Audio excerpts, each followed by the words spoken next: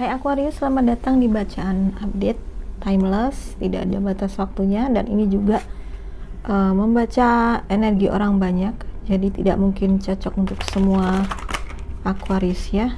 Kalau kamu tidak cocok di sini, silakan cek bacaan untuk zodiak moon, rising, Venus kamu.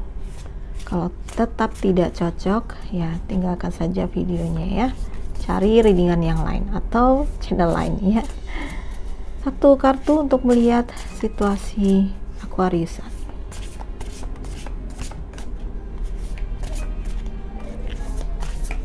Situasi Aquarius terkini.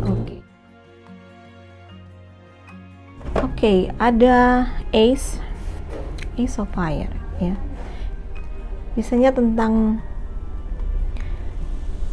permulaan ya, memulai sesuatu.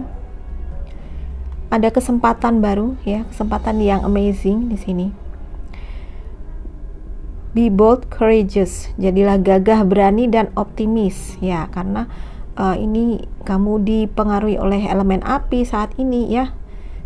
Gagah, berani, optimis ya. Mungkin juga lagi kreatif, lagi semangat gitu ya. Inilah adalah saatnya kamu untuk bertindak atau beraksi gitu ya, melakukan action dan lakukan apapun hal-hal yang membuat kamu tuh bergairah gitu. Apa yang kamu sukai ya lakukan itu. Misalnya kamu suka melakukan hobi apa gitu ya, lakukan aja, walaupun hobimu mungkin nggak seperti pekerjaanmu setiap hari gitu ya. Lakukan aja apa yang kepingin kamu lakukan ya. Mungkin kamu udah sejak lama menginginkan melakukan sesuatu, yaudah ini saatnya mungkin kamu untuk melakukannya ya, karena ini saatnya kamu itu seperti memulai sesuatu yang lebih kreatif ya, sesuatu yang optimis, dan kamu diminta untuk di sini didorong kamu untuk menjadi berani ya, berani untuk mencoba hal baru kayak gitu, karena ada kesempatan-kesempatan yang luar biasa. Jadi kalau kamu hanya diem aja dan tidak melakukan suatu action, mungkin kamu akan ketinggalan kayak gitu ya, ketinggalan kesempatan, karena kesempatan itu datang ketika kesempatan itu terbuka ketika kamu berani mengambil risiko dan berani melakukan sesuatu ya. Walaupun sesuatu itu mungkin di luar kebiasaan kamu, tetapi kalau itu memang sesuatu yang udah lama banget kamu ingin lakukan, kenapa tidak lakukanlah sekarang ya. Mari kita lihat kartu Oracle.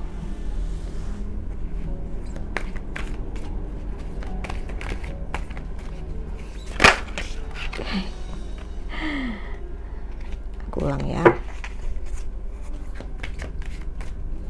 Untuk Aquarius, ada yang terbuka ternyata. Oke, fleksibel. Jadi ya, keluasan, kelenturan ya. Dengan keluasan dia bisa menjaga keseimbangan di atas ini ya, telur atau apapun benda yang tidak rata ya. Ini juga memperlihatkan kalau manusia setiap hari akan menghadapi hal-hal yang mungkin di luar rencananya kayak gitu ya, di luar rencana dan di luar perkiraan kayak gitu, tapi bagaimana bisa bertahan ya kan. Manusia untuk bertahan hidup harus beradaptasi ya, pelajaran sekolah. Manusia untuk bertahan hidup harus beradaptasi dengan suasana dan situasi apapun, kondisi apapun, mesti luwes ya, supaya mesti luwes dan mesti fleksibel, nggak kaku ya, supaya bisa kayak seperti ini ya, nggak jatuh kan. Jadi untuk kita bertahan hidup atau bisa melewati tantangan apapun ya, kita harus luwes. Misalnya kita udah bikin rencana, bikin planning A, B, C, ternyata di tengah jalan planning itu nggak bisa dikerjakan persis ya, prakteknya nggak bisa dikerjakan persis dengan apa yang tertulis gitu ya. Kalau kita tetap ngotot gitu ya, kadang-kadang kalau kita tetap ngotot, stick with the plan gitu ya, bagus sih, cuman kadang-kadang di lapangan itu akan ada hal-hal yang membuat kita mesti luwes ya, mesti fleksibel, akhirnya kita ngalir aja gitu.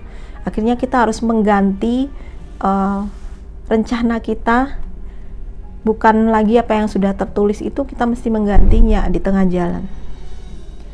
Kita mesti mengganti rencana di tengah jalan gitu, mesti cari jalan lain kayak gitu ya, mesti ada perubahan lah. Jadi memang nggak bisa kaku. Kalau kaku, kamu akan seperti terbentur tembok nanti, rasanya sakit ya. Dan juga sebenarnya keberhasilan kita itu bukan hanya melulu ketika kita patuh 100% pada planning, enggak, tetapi justru ketika sudah membuat rencana tetapi ada sesuatu yang dimana suatu hal atau beberapa hal dimana rencana kita harus berubah, kita tetap bisa melakukannya, tetap bisa mencari jalan keluar bagaimana ya supaya tetap berjalan, supaya tetap bisa teratasi apapun tantangannya kayak gitu ya. Oke, satu lagi kartu buat kamu.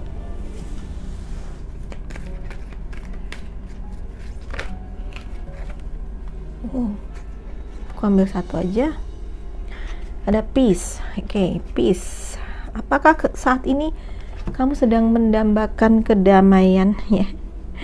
Atau ini memang yang kamu sedang apa ya?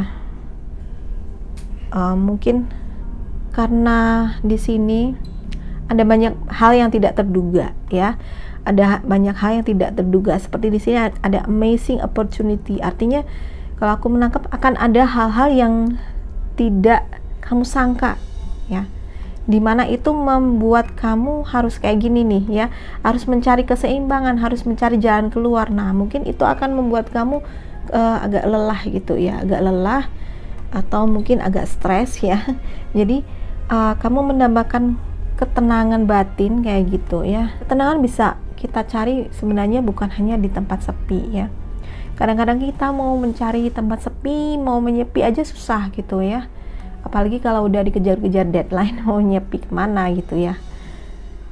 Tapi ketenangan ini bukan kondisi apa yang di luar, tapi apa yang di dalam kamu gitu, ketenangan batin gitu ya. Jadi kadang-kadang kita bisa tetap, kalau kita tahu caranya, kita tahu tekniknya, kita bisa tetap mencari, memperoleh ketenangan, kita bisa tetap tenang walaupun suasana di sekitar kita itu